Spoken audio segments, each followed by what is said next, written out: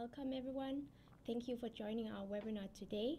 My name is Vanessa and I will be your host for today's TRG Cloud Talk on the topic How to Fuel Growth with SaaS. The main star of this webinar is Mark Diamson. He is our digital transformation specialist who has been with TRG for almost 5 years. Before we begin our webinar, if you have any questions during the presentation, please feel free to type them into the Q&A section in your Zoom control panel, and we will answer them afterwards. Now, without further ado, we'll turn the time over to Mark. So please welcome Mark.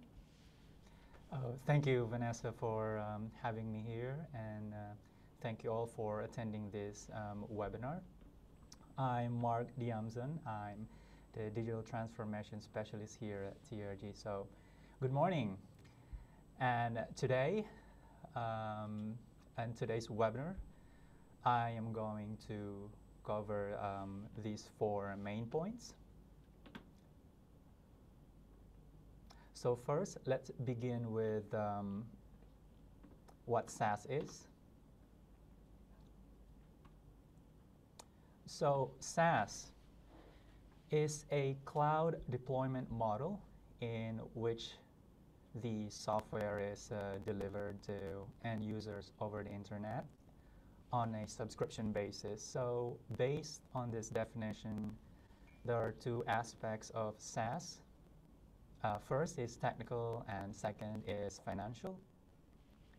So first, let's talk about the technical aspect of SaaS. SaaS is one of the most popular applications of cloud computing. The software is hosted and managed on the vendor's data centers.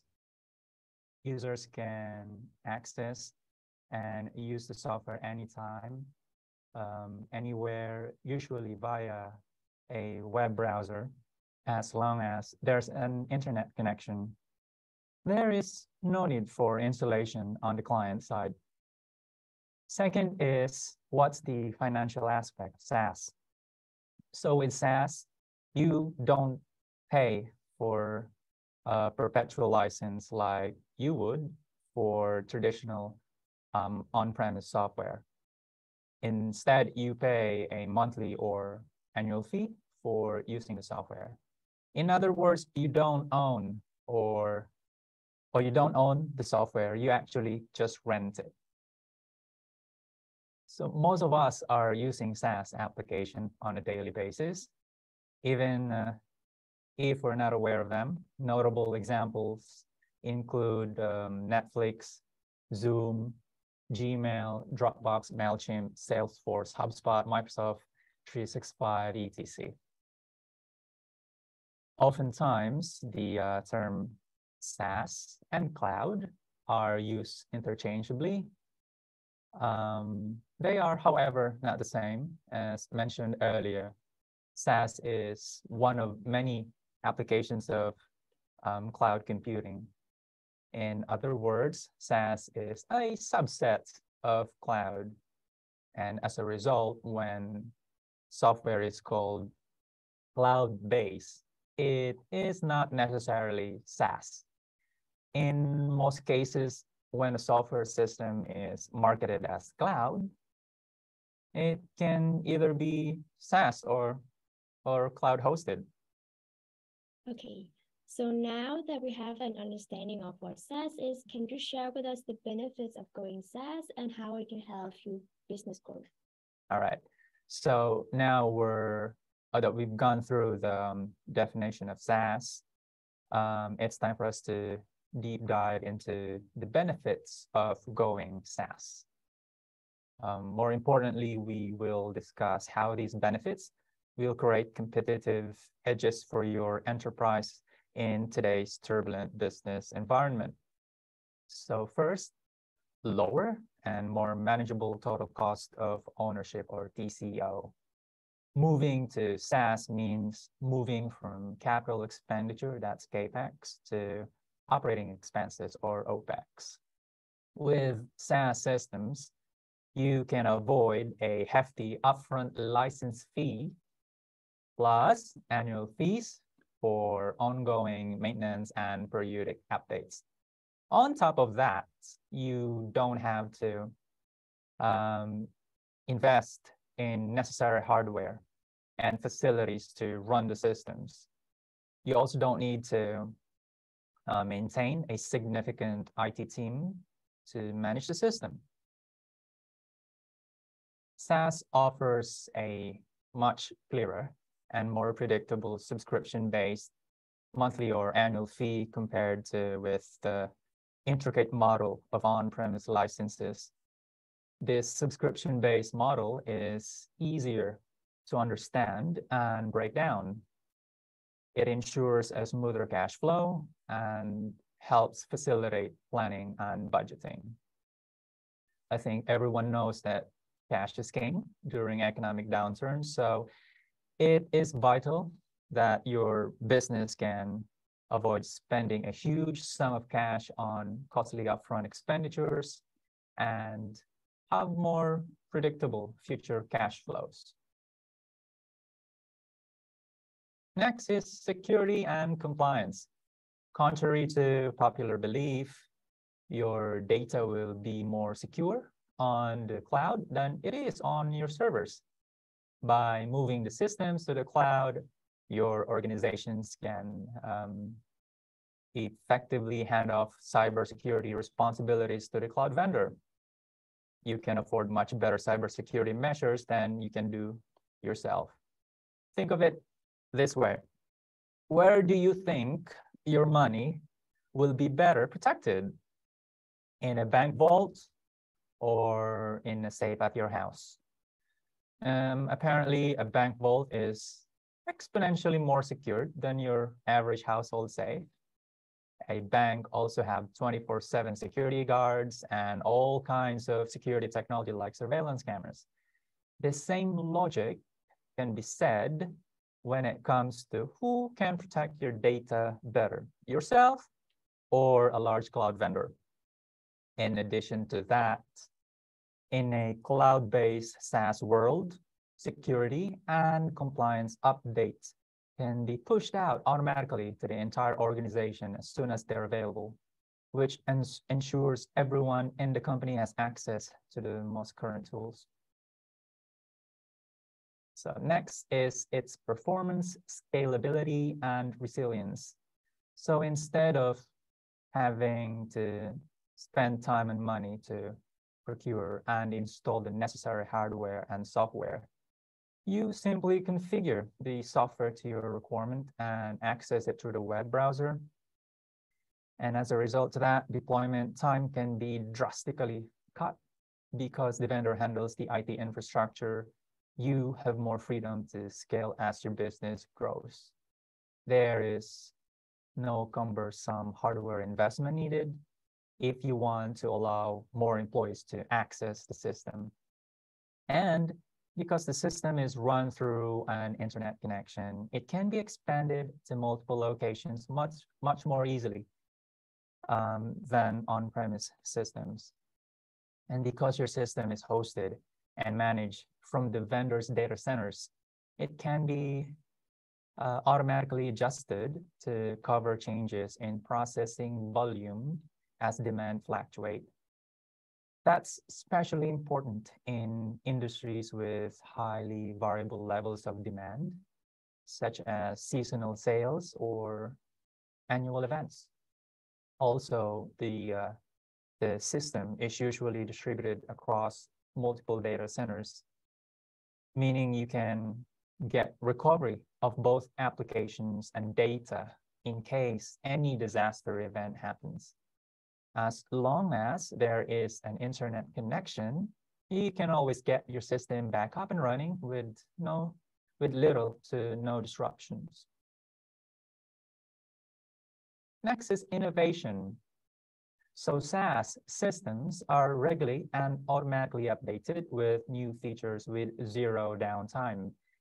Think of how you use a Gmail or Facebook. New functions are added all the time. They are just there and you use them. There's no need to download and install anything. The same thing applies to enterprise SaaS systems. when there is a new function, it will be automatically made available to your end user without any disruption to normal operations. And as a result, SaaS enables your organization to keep pace with changes and take advantage of emerging technology quickly and cost effectively. Accelerated user adoption.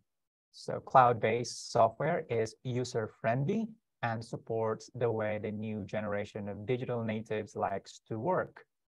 Users across entire business ecosystem are more likely to adapt a SaaS system because they can leverage a modern user interface or UI and embedded business intelligence, what we call BI, on any device, encouraging them to seek out data and integrate it into decision-making process. So if we look at our screen, we have the numbers in here. So what do these numbers tells us? And what do the numbers from research and case studies tell us about the real-life benefits that SaaS can deliver? Not only can SaaS projects be implemented 25% faster than anticipated, they also provide more performance, security, and cost savings. SaaS can help reduce IT-related incidents by 70% while cutting down 30 to 40% in potential overhead costs. Moreover, 61% of IT professionals say adopting cloud help their companies accelerate innovation. And 58% rank security and data protection as top reason to migrate to SaaS.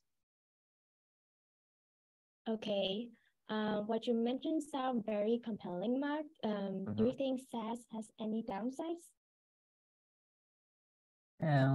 Of course, just like everything in life, there are downsides to SaaS. Okay, so in this section, we will go through the cons or disadvantages of going to SaaS. First, it has less customizability. With SaaS, you have less flexibility when it comes to customization. While on-premises client can work with vendors to customize the software to their niche requirements, SaaS is typically managed as a multi-tenant application, which means you will get whatever the vendor offers to other clients and may not be able to achieve the same advanced customization as with on-premises solution. Second is the long-term cost. Even though cloud applications have lower entry cost and more predictable projected TCO, you will be incurring costs on a monthly or annual basis. Thus, over the system's lifetime, you could end up paying more. At third, there's no complete control over the system. With SaaS, the software and data reside at the vendor's data centers. This may prove to be a hurdle because some countries do have laws regulating where data in certain sectors, such as financial services, must be kept. Also, when going SaaS, everyone has to use the latest version of software application and cannot defer upgrades or changes in the features. And of course, in rare circumstances, when serious breakdown happens at the vendor's data centers or to the internet connection, you may not be able to access and use the software. And lastly, it has limited interoperability. Going SaaS means you are now dependent on the vendor when it comes to integrating with other systems. In particular, integrating with on-premise application can prove challenging and costly. Let's also not forget about the connectivity requirement. A browser-based application running on a remote data center may lack in performance when it compared to a similar application running from your desktop or employee's desktop or on your own computer. Companies therefore need to invest in a fast and reliable internet connection to negate this factor, and also use tools for application performance management to know how their SaaS apps are performing over time. Since the SaaS model is based on web delivery, if your internet service fails, obviously you will lose access to your software or to your data. Mark, you have mentioned tons of benefits as well as disadvantages of SaaS. So I guess the million-dollar question is adopting SaaS really necessary? And how should business know when to adopt SaaS? Yeah. So hopefully, so far in this webinar, help you with your and our audience in their consideration process whether to go SaaS. It is very important to remember that when it comes to cloud strategy, there's no one size fits all. The key to an effective migration strategy is to consider your complete technology ecosystem when identifying priorities in time to value. Many factors must be considered when creating a plan, including budget, change readiness, available skills, risk profile, and strategic objective. Okay, so think for a moment, how would you answer the following questions? So let's ask ourselves, do you want, or do I want to avoid spending an excessive amount of cash in the current economic situation? This question is important to ask ourselves because if we don't have a huge amount of cash to enable a solution within our organization, SaaS is there as a savior, because all you have to do is click a button and have a head start to have the solutions right away out of the box. And all you have to do is, subscribe to a monthly or an annual, or sign up for an annual or monthly subscription. In that sense, you don't have to pay a lot just to enable a tool that's necessary to run your organization, or at least have a head start. Second question, do you have a full-fledged in-house cybersecurity team, or do you have an IT team within your organization? If your answer is no, actually SaaS have their own in-house cybersecurity team that will deal with security issues. So if you subscribe or sign up to a SaaS solution, you do not need to worry about having your own in-house cybersecurity team, or you don't have to worry about, forming a development team just to create your own customized solution for you to use. If that solution is available in a SaaS, then it's a good decision to sign up for a SaaS to enable the solutions that you need. Third question, is it vital for you to ensure business continuity should unexpected event happen? So with your application and software on the cloud, it's much easier to get everything up and running. Let's say a disaster happened, or a disaster strike, right? Think of what happened in Phuket, Thailand. There's a tsunami there way back at, if I'm not mistaken, it was year 2004, and Phuket is a tourism destination. And there's a lot of resorts and hotels, and I think I heard the news about the data being lost because of those flash floods. So imagine if those data are on the cloud, it's very easy for them to go back and then bring those, I mean, the recovery will be very easy once they go back to their normal operation. But opposite happened, all the data is lost and they have to, I guess, start from scratch again. And final question. Oh, going back to the question. So I want to say what happens during COVID. So I don't think everyone is ready, you know. So SaaS during COVID also allows your employees to work from anywhere, thus increasing your company's resilience and agility. So yeah, we know what happened with us during COVID. It's not easy to right away change the way we work. Most of us work from home, and that's the time where SaaS solutions are, you know, skyrocketed. Think of Zoom. Think of what we at the moment, right? Stocks went up, skyrocketed just because of that it's SaaS.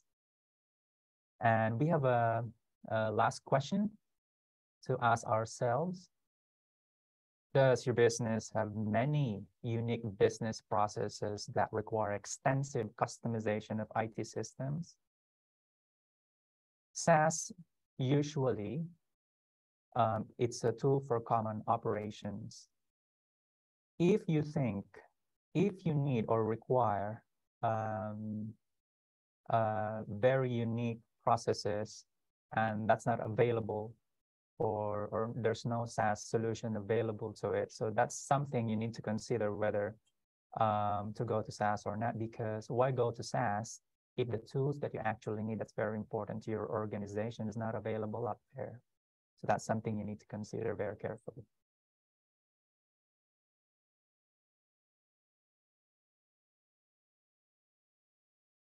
So the next logic question is, how do we get there? So please check out our March webinar, which feature Renova and AWS cloud experts to gain more insights into how fast growing companies are using and benefiting from SaaS solutions. We also have compiled our written cloud materials into a resource page. The link is as shown here on the screen. You can also check it out in your free time. So with that, we will go ahead and take some time for questions. Thank you for a great presentation as always, Mark. Before we answer questions from the audience, allow me to introduce a little bit about TRG International. So TRG International is a global enterprise solution provider focusing on delivering technical excellence.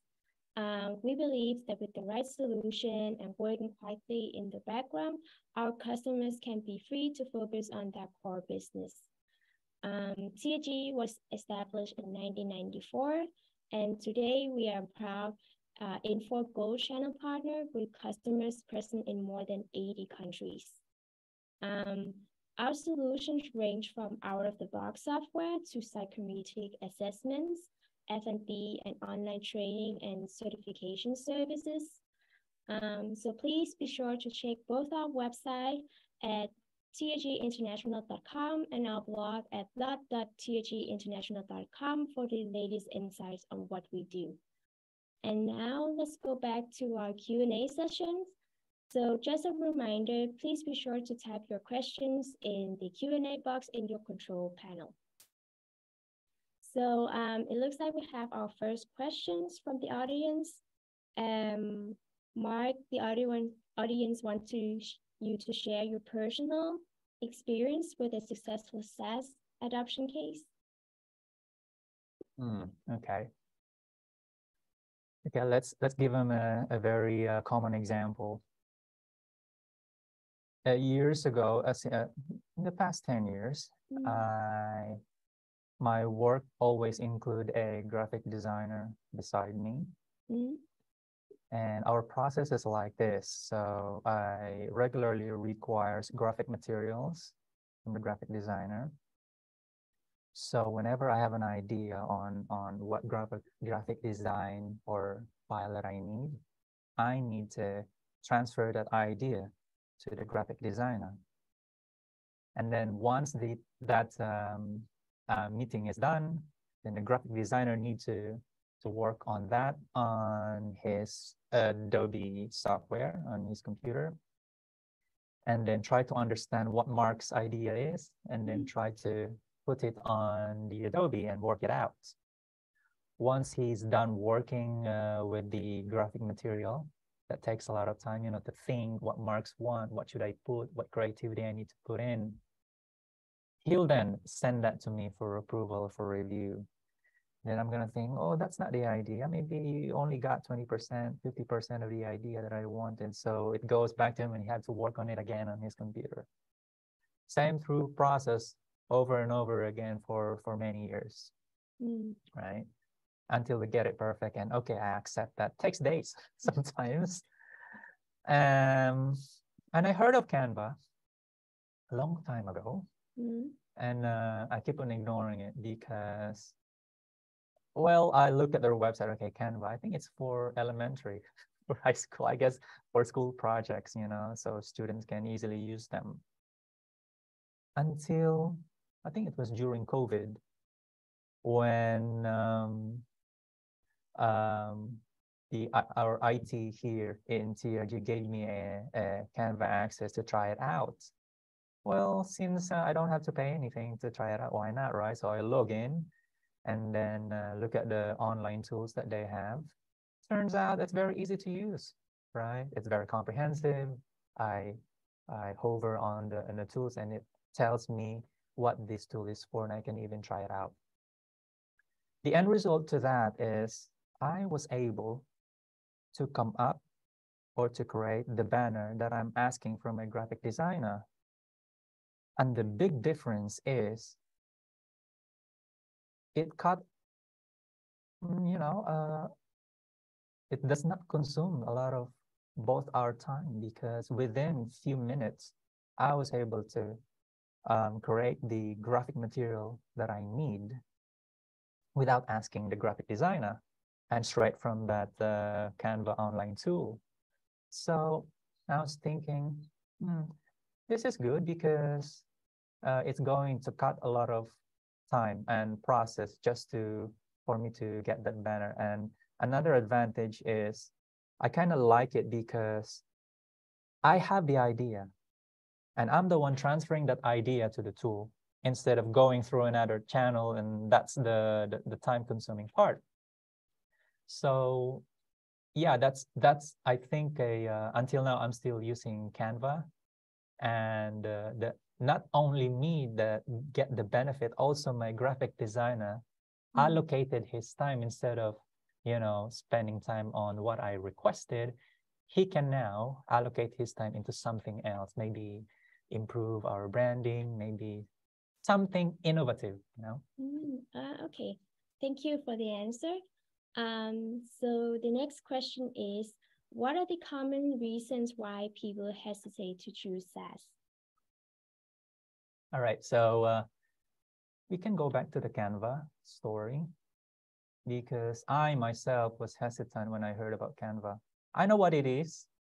I know what's the purpose of using Canva, but let me try to remember what are my reasons why I didn't sign up in the first place.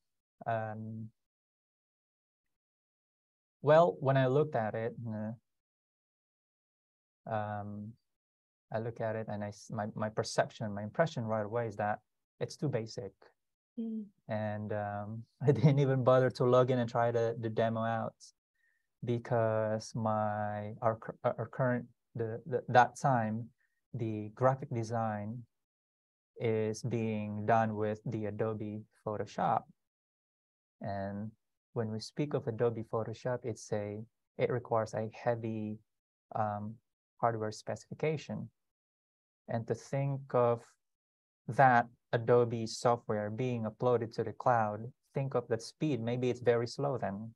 Or if they don't make it slow, they make it fast and light, then I don't think the features that we're getting from Adobe will be available with Canvas. That's my thinking. Maybe there are things in it that I cannot do. I guess that's the reason why I was hesitant back then to even open it and sign up, you know. And another reason probably is I have my own editing software, which is an alternative to Photoshop. We call it GIMP. It's a free software. Since I have that, why would I need to pay for something redundant? So pricing is one of the reasons why I don't sign up for it. Yes. Okay. You mentioned that SaaS can help businesses reduce the total cost of ownership. Do you think there's ever a situation when companies lose money by adopting SaaS instead of saving? Let me find a very, very good example. There's this organization who wanted to deliver their training online. So they needed an e-learning platform.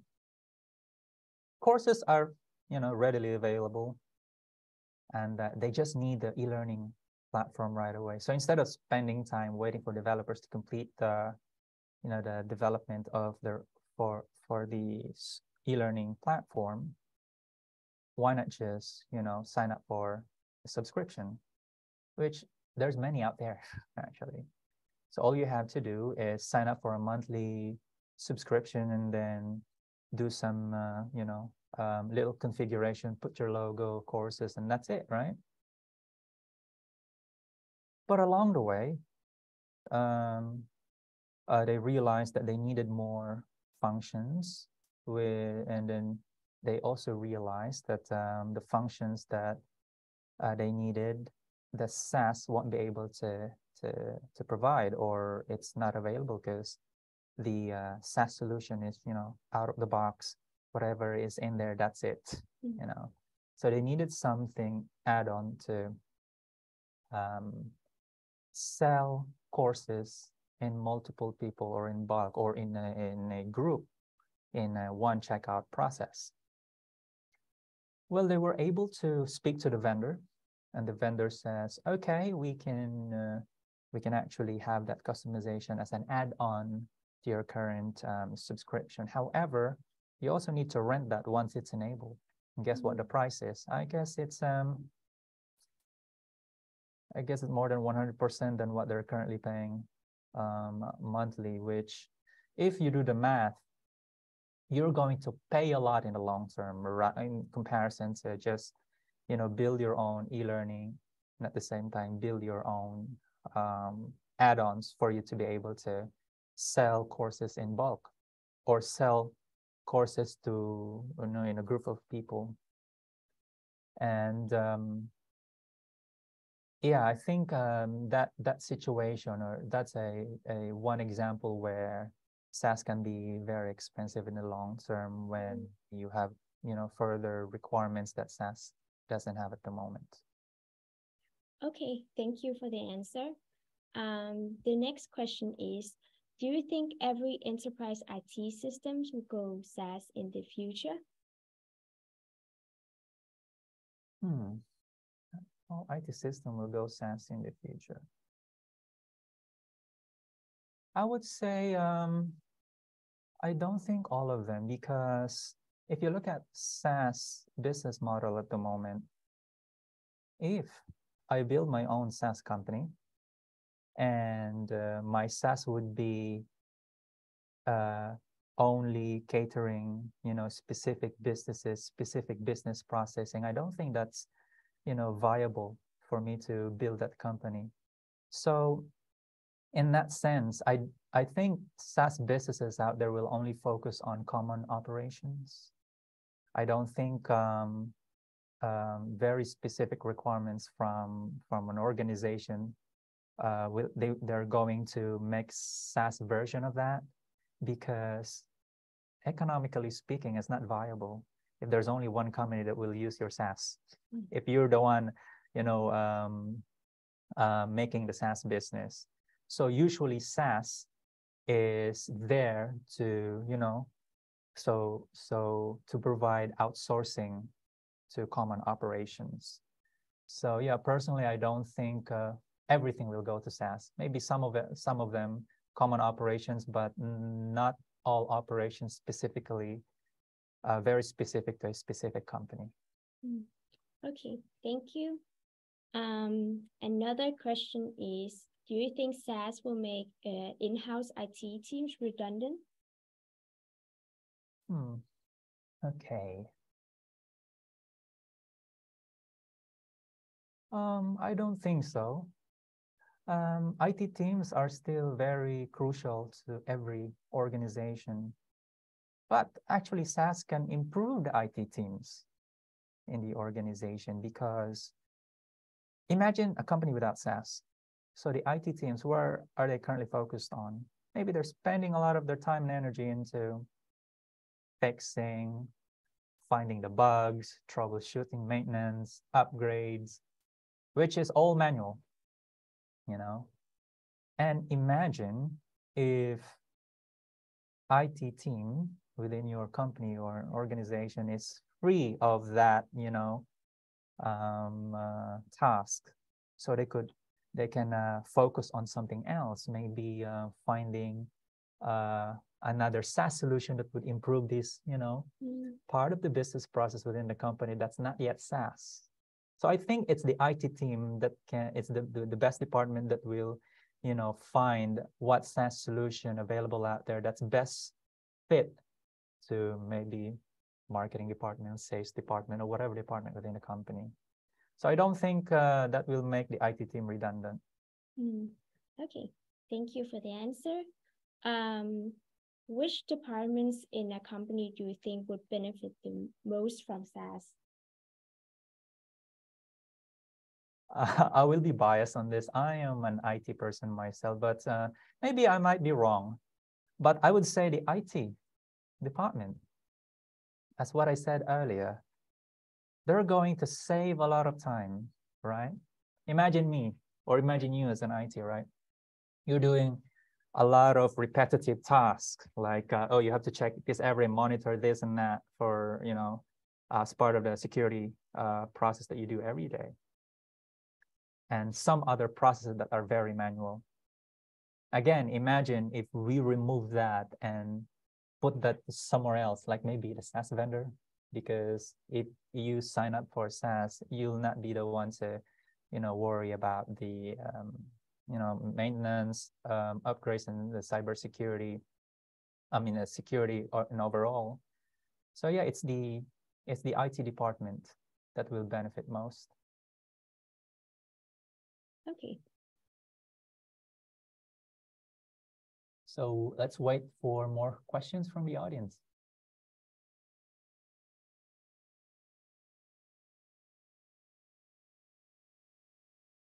Okay, we have a question here, SaaS versus cloud. Please help me understand what is the big difference. All right, so SaaS, it's a subset of cloud and one of many applications of cloud computing. Well, there are other apps such as IaaS and PaaS, PaaS, cloud data storage, cloud hosted software, and etc. So sometimes there's a confusion between me myself. Before, I'm very, very confused because I don't really understand what SaaS is before. So whenever I hear people say SaaS, it's just cloud. It's the same, right? Because whenever you say SaaS, oh, you have to access it via internet. Isn't it the same with cloud, right? But SaaS is a subset of cloud because SaaS is actually using the cloud infrastructure to run. And SaaS mostly, it's focused on, it's a business model where it provides service, which means there's a software sitting in the cloud, which is being, available for rent to all. And that's why people need to, buy a subscription for them to use that software that's sitting on the cloud. And that's the reason why we mentioned about, the advantages and disadvantages earlier, like you won't be able to customize it because SaaS, you don't own the system or the software that's sitting on the cloud. You're actually just renting it. But at the same time, since you're just renting it, you don't worry about, it's not your job to maintain it and worry about its security, because it should be the vendor who's worrying dealing with its security, because they owned it and you don't. And that's the reason why SaaS should be cheaper, because again, you're not the one maintaining it, and at the same time, there's multiple people that are sharing the cost of SaaS in a subscription-based model. Okay, thank you for the answer. Any more questions? Yes. The next question is, what type of company/business is best fitting for SaaS? Which type of company's business best fits SaaS? I would say small to mid-sized enterprises, businesses in fast-changing sectors, businesses with multiple locations running and remote teams. I think any business that requires, or who wanted to make their employees work from home, SaaS is very advantageous in that case. Okay.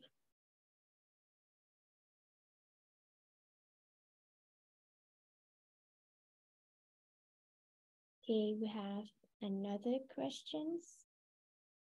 Can I know TRG products like ERP, POS on SaaS? All right, let me just, so can you repeat the question again? Yes. Can I know TRG products like ERP/POS on SaaS? Okay, so TRG is offering many SaaS applications, like the accounting system, like Sun Systems, Sightline, Sun System Sightline, EPM. Sun Systems is a comprehensive financial management system that has both on-premise and SaaS version. We have that because some people wanted Sun System on a SaaS version, and some people would prefer Sun System on-premise version. And Sightline is an ERP software specially for mid-size and discrete manufacturers. Okay, thank you.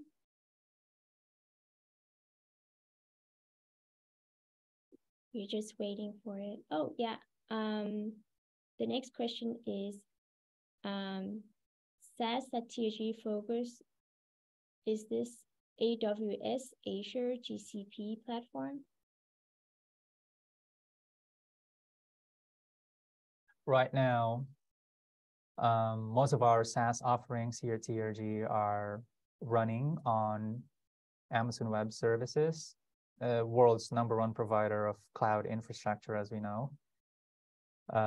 We know that AWS provides unmatched performance, scalability, and security, and it's been in the industry for many, many years.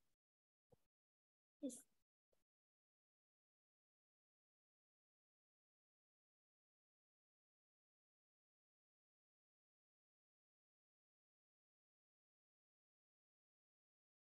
Okay.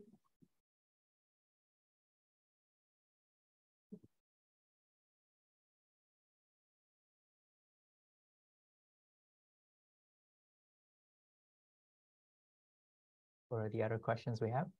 We're still waiting. We have a question here. What are the latest trends in SaaS technology and how can companies stay ahead of the curve?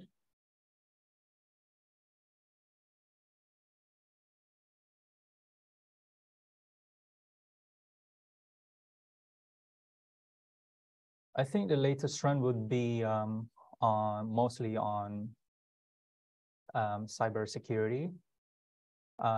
SaaS companies at the moment are mostly focused on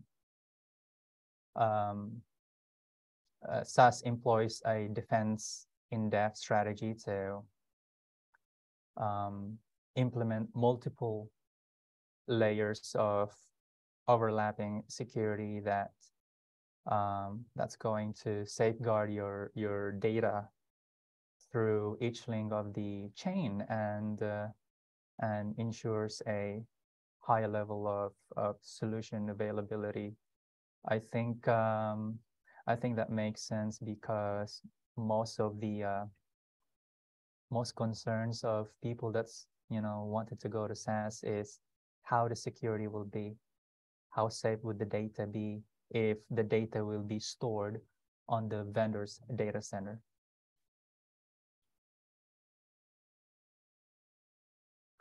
And yeah.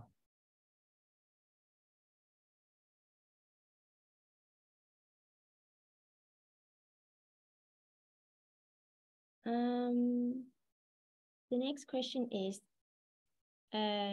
still people concerned about the security aspect of cloud. How can you persuade them to use it? Yes, I think as what I said earlier, most SaaS businesses nowadays employs multiple layers of overlapping security.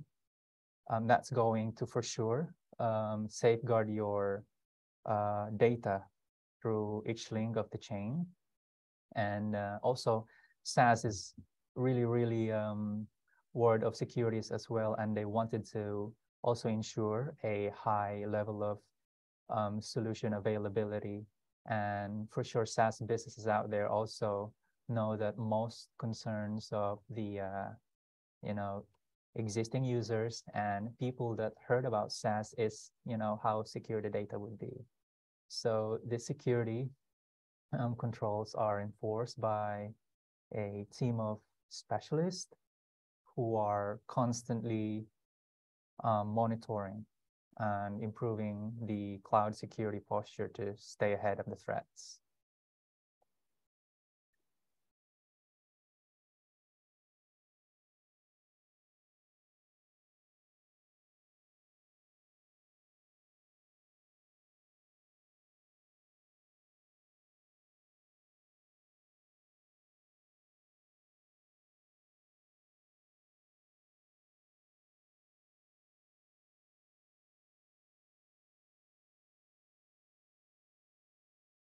Okay, so the next question is, what is your take on PaaS as compared to SaaS? As compared to SaaS? My personal take on this is, I don't know much about the past, but from the word itself, it says platform. Let's take a use of a very good example, WordPress.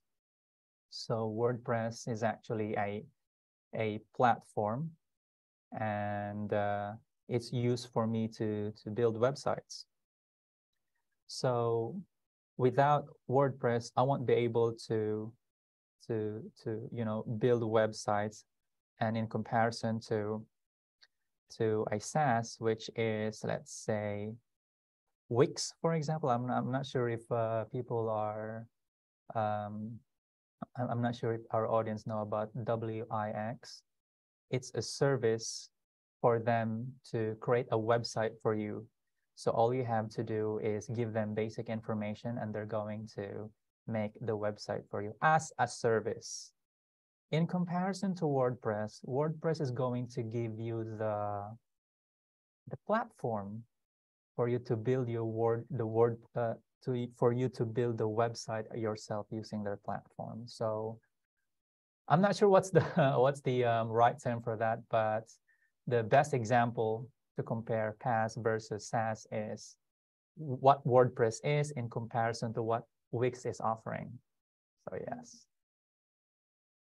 Okay.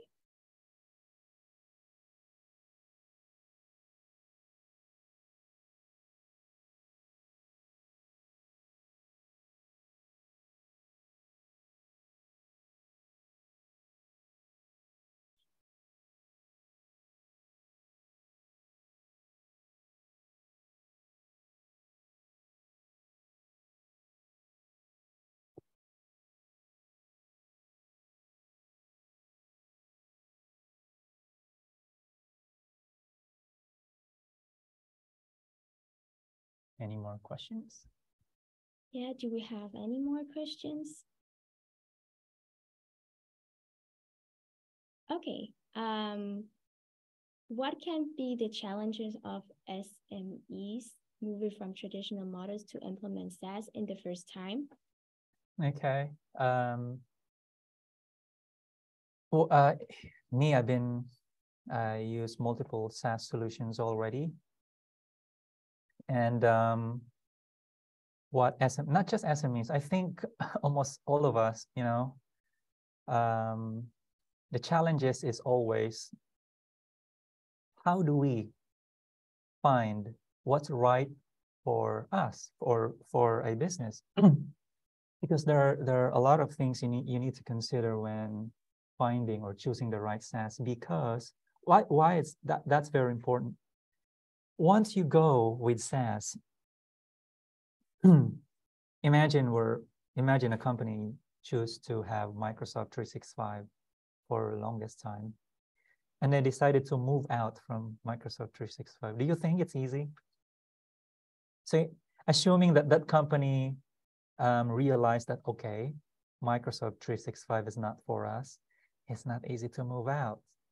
That's why from the very beginning, if you want to implement SaaS, it's very important to know what are the things that you need and what will be the things that you will need in the future. So I think it's also important to know what will be the roadmap of you when you use that SaaS, because you can look at the SaaS vendor and see whether they have the add-ons, further solutions that can be integrated with the core SaaS that they're offering, so that it won't be a problem in the future whether, okay, I needed this add-on integrated to my current SaaS, and the vendor should be able to do that for you. Otherwise, you'll end up, okay, this is very important to our business operation, and the current SaaS that we're using won't be able to do it, won't be able to enable it in our current operation. So you're gonna now think, oh, we need to move out, or we need an alternative. And usually we think of an alternative as to move out and find another SaaS, and that's not easy. So it's really hard to go out from the current SaaS that we're using. And it's important that we have the expertise to choose the right vendor in the first place. Yes, thank you for the answer. So the next question is, have any AI tool support on AWS that TRG often do implementation? Have any AI tool support on AWS? That's a bit advanced question for now, but no worries. We will have the AWS expert in March webinar who are in better position to give you the complete answer. So I'd like to invite you to that webinar, and please make sure to register to that webinar on March.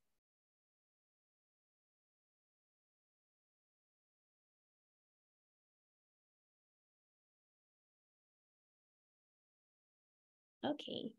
So the next question is, I wonder Office 365 whether install AWS or not. I'm not sure what the Mr. Dimitri trying to ask, but my assumption would be where Microsoft Office is stored in the cloud, whether it's on AWS or somewhere else. I'm not pretty sure, but since it's Microsoft, and Microsoft has their own cloud offering, which we call Microsoft Azure. Okay, it's actually a competitor, direct competitor of AWS. So I don't think Microsoft will put their Microsoft 365 on AWS, because what will people think of Azure if they don't put the Office 365 on Azure? So I'm pretty sure it's highly possible that Microsoft 365 is hosted using Microsoft Azure. Yes, thank you for the answer. It looks like we have covered all of our questions. Mark, is there anything else you wanted to say before we end the webinar today? I'd like to thank the audience for attending this webinar. I hope we give you a little bit of, idea on and a little bit help on your decision-making process. We know that it's not easy to, move from on-premise, which we get used to, and then we change it to SaaS. Although we sometimes we actually know that there's some advantages of SaaS, but I guess I want to leave this question to our audience when they move to SaaS, or maybe they have not moved to SaaS. Maybe ask ourselves what's holding us back, why we don't move to SaaS, and maybe those answers we need to figure out whether they are fixable or not fixable when we move to SaaS. And that's all. And I hope the audience can also join the next webinar. I think they're related to our topic today, which is also about SaaS. And the next webinar will be talking about journey to moving to SaaS. So again, thank you for having me, Vanessa, and have a good morning. Great. Thank you for joining, everyone. We really appreciate you being here. And as Mark has said, our next cloud webinar will go live at the same time on March 17, and it will feature much deeper insight into why fastest growing companies are leveraging SaaS solutions. The webinar will be delivered by our partners and cloud experts from Renova and AWS. So my colleague has just sent a link to the event in the comments section, so please be sure to check it out. And we will also send you a copy of today's presentation through a thank you email right after this webinar. So once again, thank you for joining us, and we will see you the next time. Bye. Bye-bye.